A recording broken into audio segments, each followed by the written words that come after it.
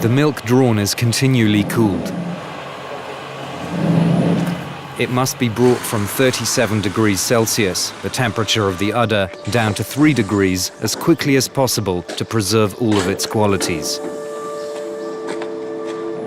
Milk is collected every day. The dairyman comes to the farm.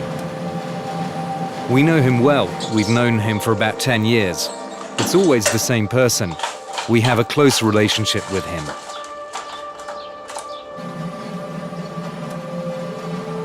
He takes the milk from the farm to the dairy, where it is transformed into cheese, butter, and other dairy products.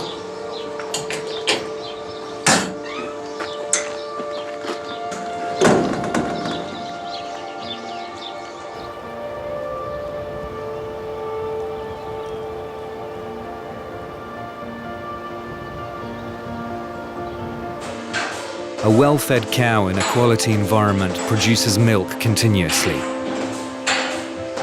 It produces milk throughout the day, and this is why we have a second milking round at the end of the afternoon. This second milking is organized in the same way as in the morning. The cows go in one after the other. It's a special time that we share together. It's a time that the livestock farmers share together, and one that they share with the animals. We see each of the cows one by one for a while.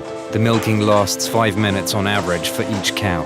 It's a way of checking that she's well, that her behavior is normal, and that she's fit and healthy.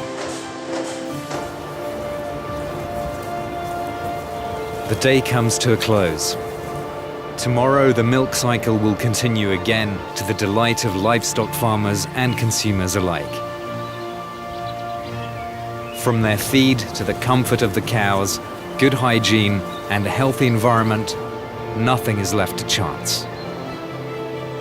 It is this harmony between the land, the cows, and the farmers that gives French milk the quality it is recognized for beyond its borders.